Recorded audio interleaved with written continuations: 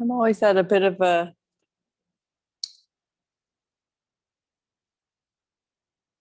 there's always a bit of an uncertainty for me at the beginning of a Dharma talk. I'm never quite sure what's going to come out. I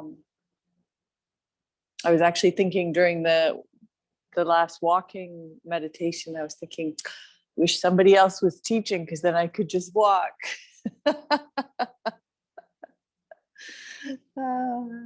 So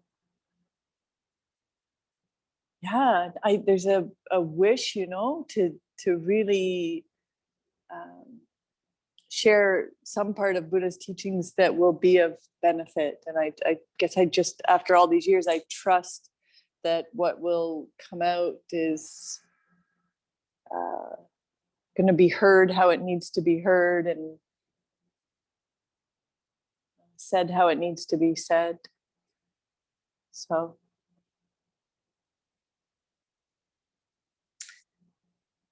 in thinking about it, it's not uncertainty that's the problem, is it? It's our reaction to uncertainty.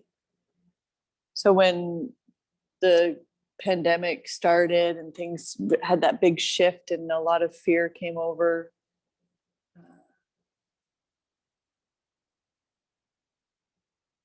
our society, our world, it's not that we didn't know what was happening. It's that we didn't like not knowing. We don't like uncertainty. So it's the not liking that is at issue, not the uncertainty. If we are happy with uncertainty, there's no problem with uncertainty. If we're relaxed and open to whatever's going to happen next, there's no problem. There's no need. The other thing that strikes me is there's no, there never was any certainty.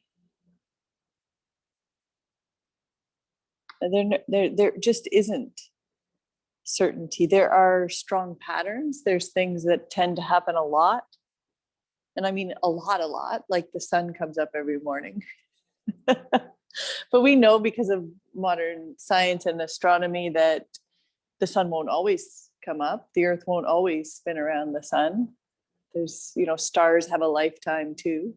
They're conditioned phenomena. They're born and abide and pass away.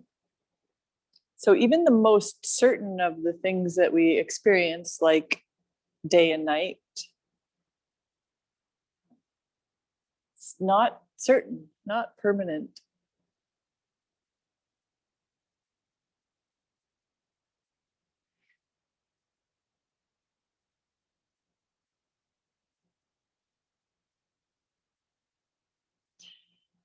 And when you break it down like that to the problem not being uncertainty, but our reaction to uncertainty, then you're back to every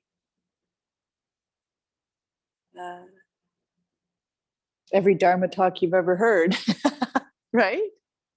It's your capacity to be with difficult feelings, your capacity to be with the entirety of your experience. And it's your relationship to the phenomena you encounter, the objects, the people, the feelings.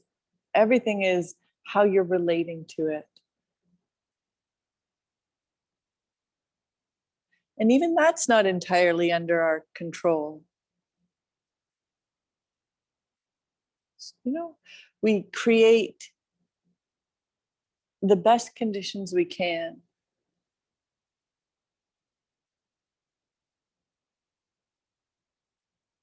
And then we weather the storm. So for example, we do what needs to be done to keep ourselves healthy, whether this is, eating healthy foods or exercising, getting enough sleep. We do all the things that a body does well by. And then if we become sick, we do the things the doctor says. We take the medicine or we have the surgery. So we create the best conditions we can, but then it just is playing out. It's just going to play out. So the other part of it is being relaxed with the playing out of it, the unfolding, or the appearance of it unfolding.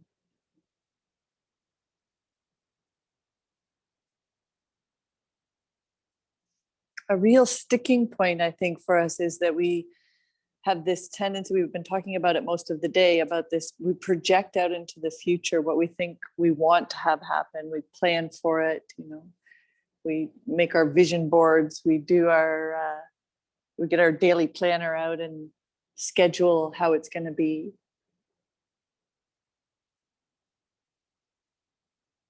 But there's not really much we can do beyond wishing, right? So what where we get stuck is we envision it, and then we're comparing our experience to it. Is it happening how I wanted to? And then we're disappointed. I'm not fulfilled. I'm not meeting my own goals. People are defying me. They're interrupting me. They're getting in the way of my happiness. At some point in the future, I used to think this, I got involved with the Buddhists and I was like, oh, I think I want to ordain. That's so beautiful. It's such a beautiful way of life. And I would see these monks and nuns, and they were so peaceful and beautiful, and their robes, they would fold them preciously. And I'd be like, oh, it's so precious. It's so wonderful. I want that. If I had that, I'd be happy. We're doing this all the time. We see what other people are doing. We think there's something that I'm missing. And then when I had that karma had played out for me, then it was, oh, if I had a husband, then I would be happy. I see all these people, they're married, they're happy. I'm going to get that.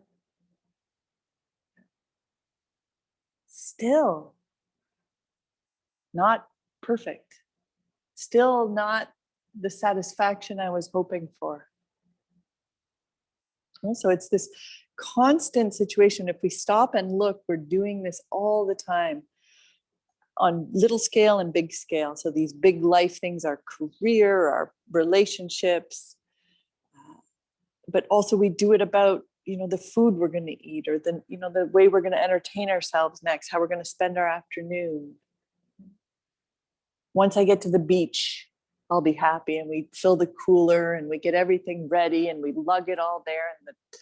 And depending on who's going with us, it's a big production. The timing has to be right. And you get there and you're like, I wish I stayed home. There's sand and everything. My butt is wet. There's these little bugs.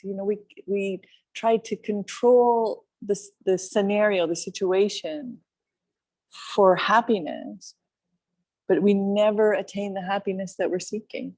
We never get it just right. So it's like having the cart before the horse, right? If we gain some wisdom, we start to look and see that this is what the mind is doing, and that we're never comfortable. We're never getting what we want. When we get what we want and it's really good, then we're like, oh shit, now it's going to end, now he's going to leave me. He's going to hear this Dharma talk and be like, no. So we gain some wisdom, and then what we realize is that the happiness comes first, and maybe happiness isn't what we thought it was. And it's a kind of a state of mind or a way of being with things that comes before the things. It comes before anything happens. It becomes before the person we encounter, before the interaction that we have hopes about. It's a kind of contentment. It's that whatever will be, will be. And then it doesn't matter, right? It doesn't matter if it doesn't match what we're hoping for. If we're not hoping that it's a particular way or that it'll give rise to particular feelings. And in fact,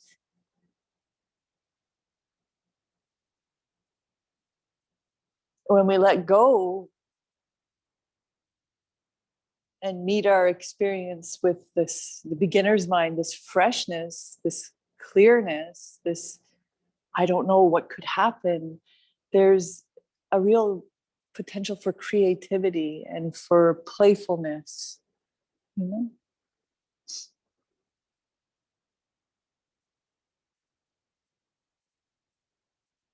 For things to be even better than we might have been able to imagine them, or not as bad as we were dreading. We let everything be, relax, nothing is under control.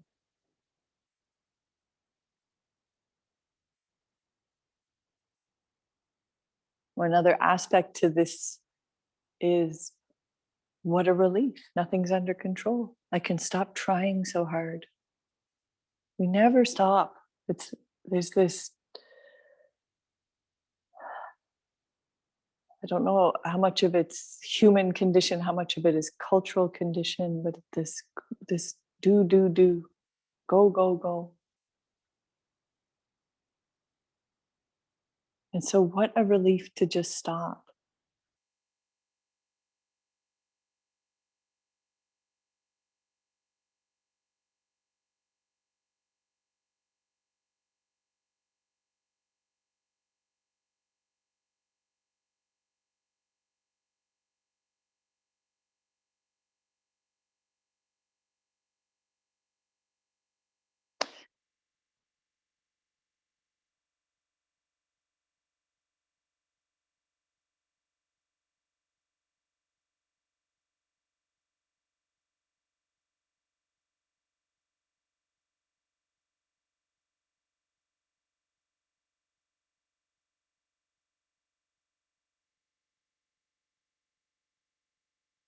Hmm.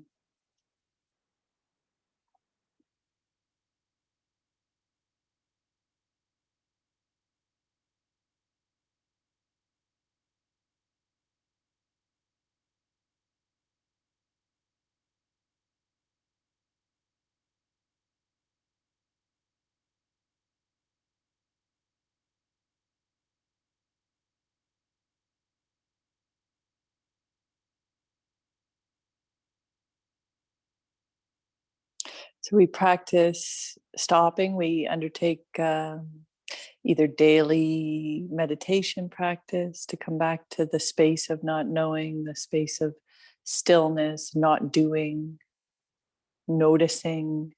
So it's not that we have to end our reactivity right out of the gate. We're just noticing the reactivity to begin with. Sometimes it's described Maya or samsara, this illusory world that is created out of our confusion, is like a wheel that's spinning. So the habit, we undertake actions and then we get familiar with that, we undertake them again, and it begins a momentum. So the repetitiveness, for example, of our thoughts.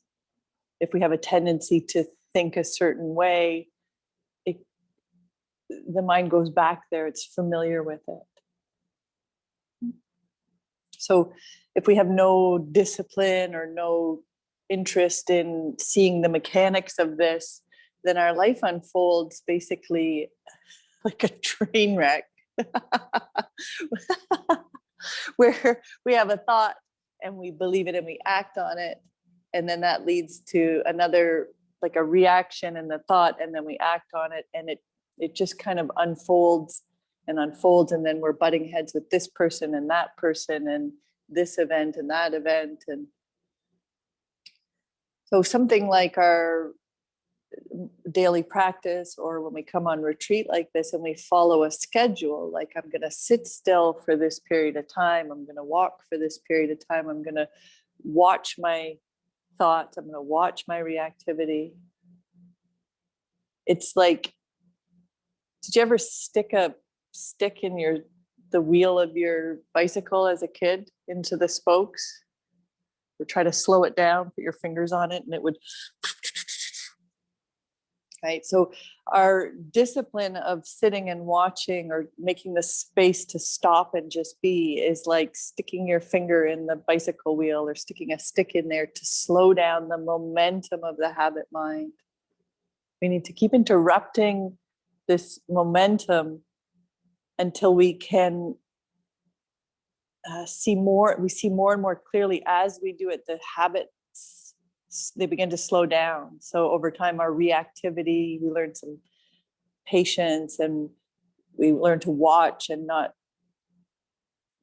say the reactive thing. And then because we haven't said the reactive thing, it doesn't escalate and become the same old pattern again. So now we have some space and the wheel slows down more and more and more.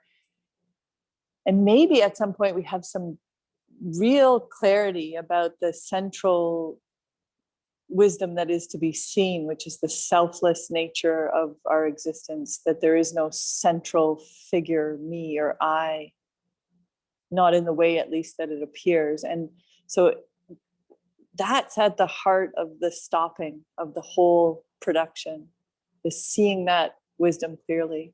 And so we might catch glimpses of it, but still the momentum of the turning of our habits keeps going, right? So we keep applying both. We apply the stopping, watching, seeing how the mind operates and pulling back on reactivity, and having more and more experience of this wisdom that sees how things actually exist. And that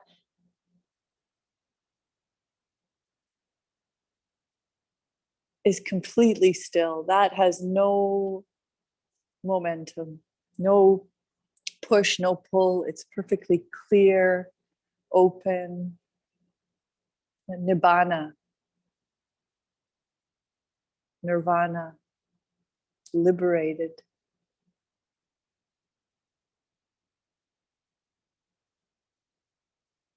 Centerless.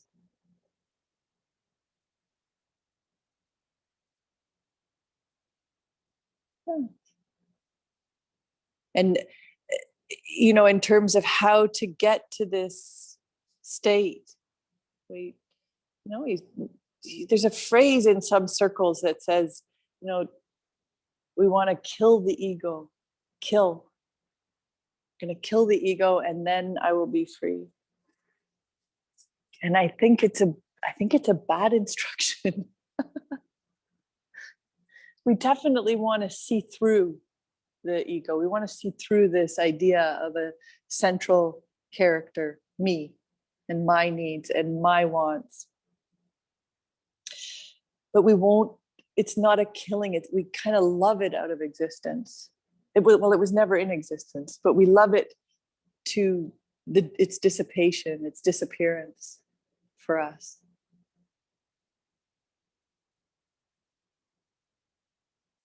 So we approach our experience, and in particular, our experience of grasping, of tightness around me and I and mine, with love, with tenderness, kind of coaxing the grasping to loosen up, to lighten up.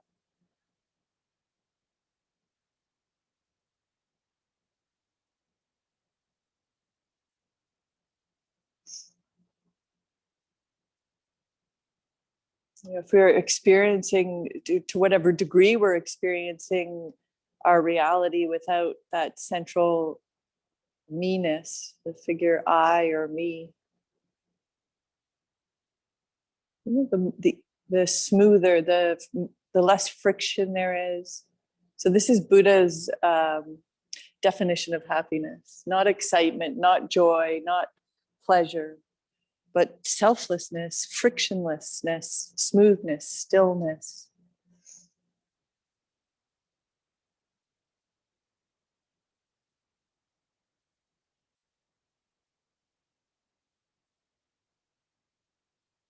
And when we act for the benefit of all, we assess the space or the situation in which we find ourselves. We act for our own best benefit and for the benefit of the living beings around us, for the benefit of the environment that we're in. And this is a shift. It's a shift away from how can I get the next hit of pleasure or peace or whatever it is we're grasping at, to what is going to bring the most benefit to the whole appearance, to all the beings within my within the whatever is appearing, like this room right now, into the space itself, the environment itself. And then that's how we know what action to take.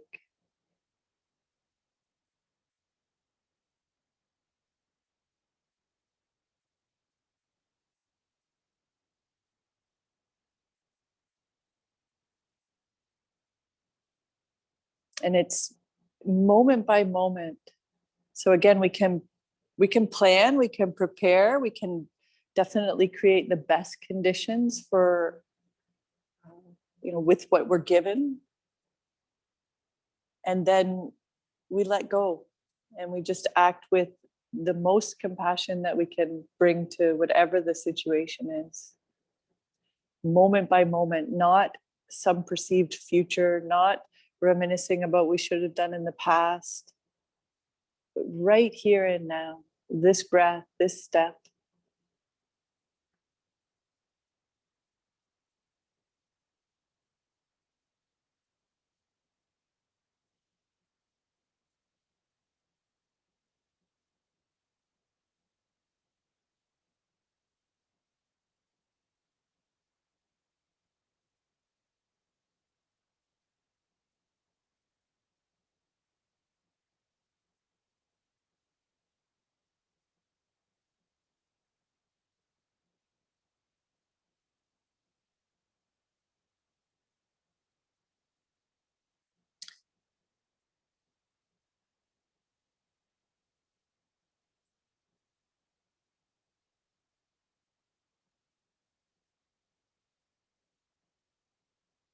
So maybe a way to think about how to take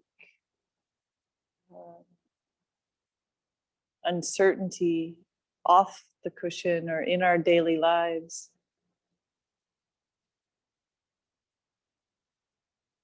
is to recognize when we're getting captured or captivated or caught up in the future, in fantasy about the future, some idea of what it's going to be like or what it should be like, and invite ourselves back to what there is that can be done right now,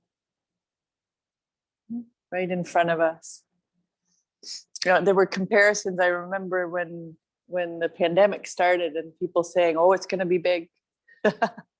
This is going to be generation changing, right?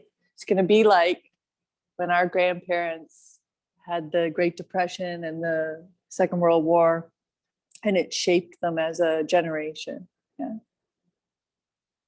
And when I think about that, like what my grandparents were like, they were like this. They were like, they did what was in front of them to be done, whether they liked it or not. They took the best step they could in that moment. And I guess a crisis helps clarify that sort of thing, doesn't it? When we're in an emergency situation, it gets really clear, like, okay, who's calling 911? Who's getting the blanket? Who's stopping the blood, right? Everything stops and all the fantasy stops and all the speculation about how it's going to be stops, and you just do the thing. So how to practice off cushion is make sure you're at a real emergency. If you're doing a lot of things, make sure it's necessary. Is it necessary? Maybe I should just relax and let it unfold.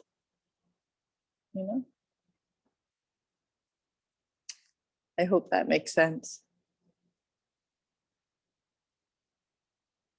I think there's one more thing that was on my mind with respect to nothing being under our control. And, that is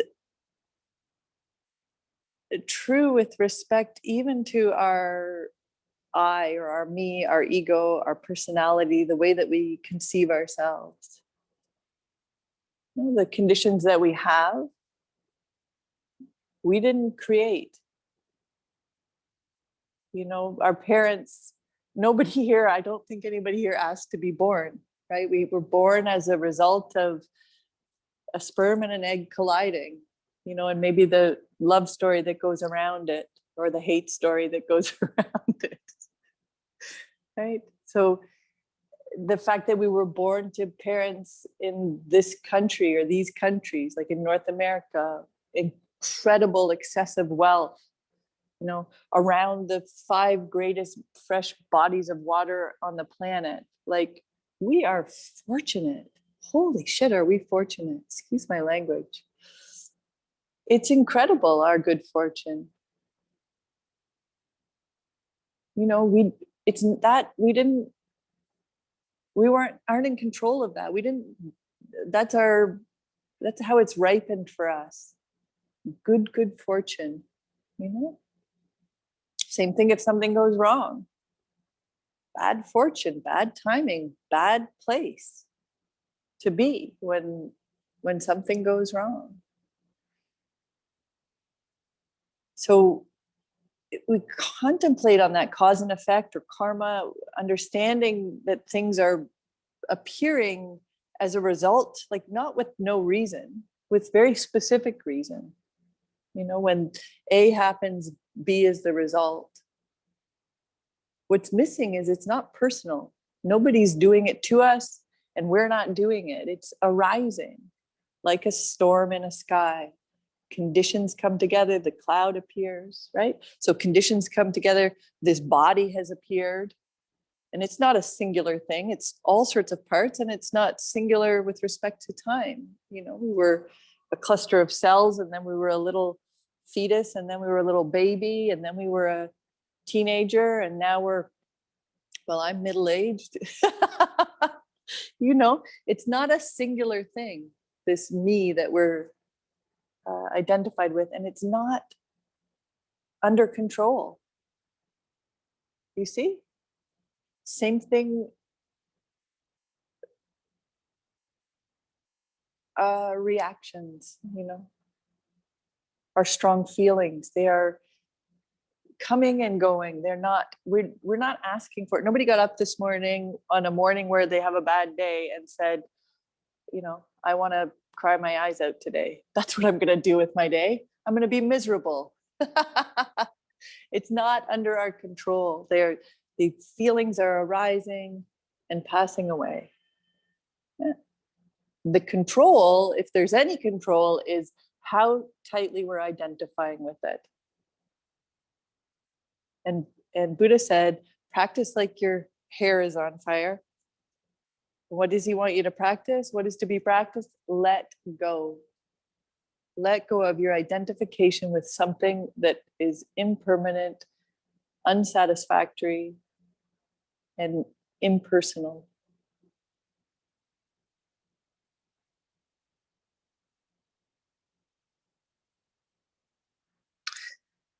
Good. So I think that's everything that I had to say that is to be said for the Dharma talk for today's retreat. So what we'll do now is I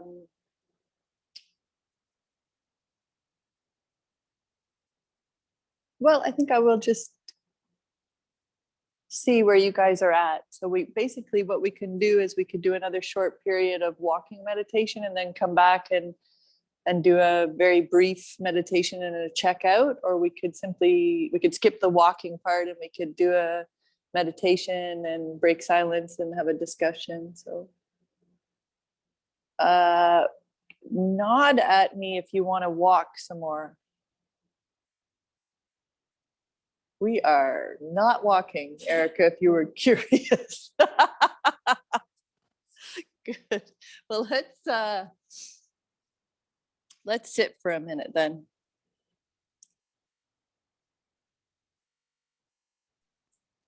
Heather, I'm going to bow out right after we sit, okay? Sounds good. How long are we sitting for? Yeah, please. We're gonna sit for 7 minutes. Erica's asking. The room can't hear you because you're in my ear. She's gonna bow out at the end of the sit rather than close the day with us. So arranging yourself for comfort and alertness. Closing the eyes, gathering the attention back in, the breath moving in the body.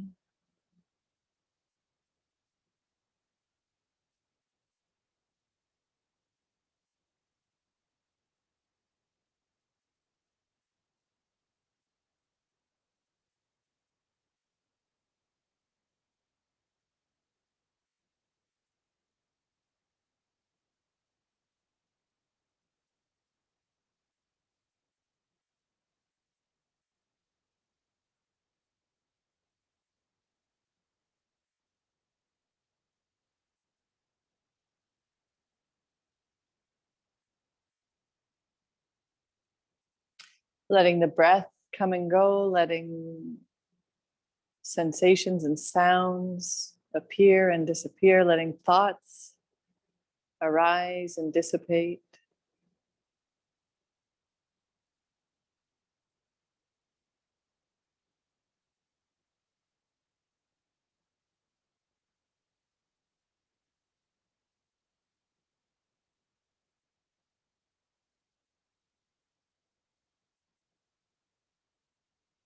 Simply noticing the movement of the mind.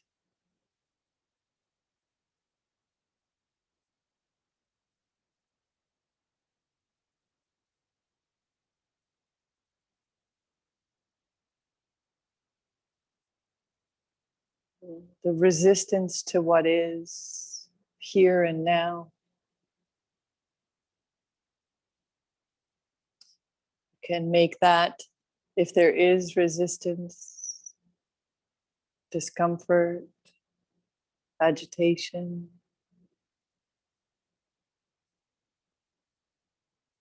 you can kind of absorb that into simply what is here and now.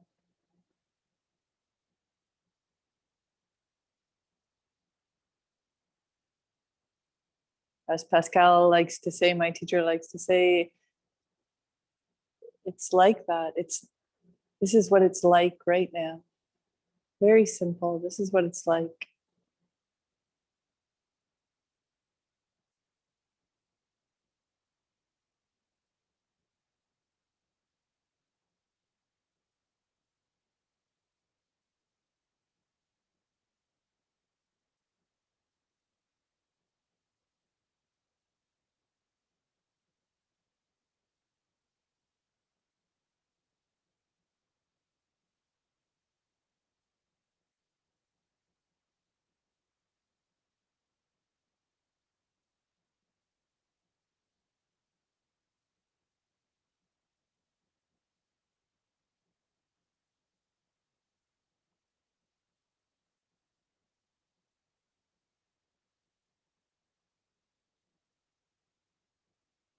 Buddha pointed to the three seals, the three marks or characteristics of our reality. Its impermanence. So the fact that thoughts and feelings are coming and going, sensations are coming and going.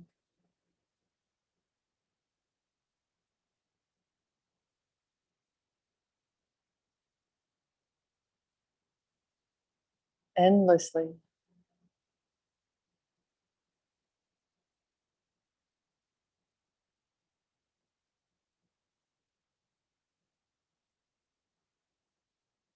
We pointed out the second seal is that our experience is of the nature of dissatisfaction. We can't quite get comfortable. There's a range, from not quite able to be comfortable to downright struggling and suffering.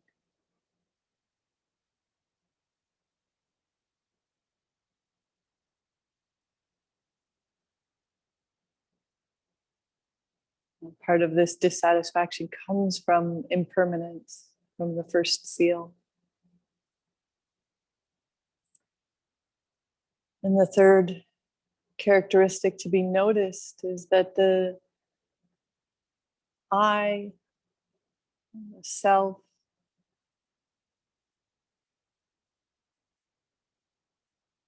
is an appearance, a dreamlike appearance, an illusion arising from the appearance of body and mind. We hold on to a self that is, upon investigation, a fiction, can't be found, not personal. The third seal is there's nothing personal.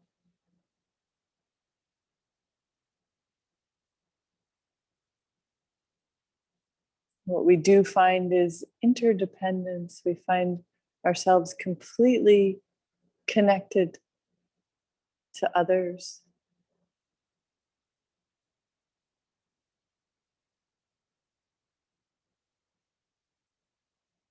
As Thich Nhat Hanh likes to say, we interbe with one another.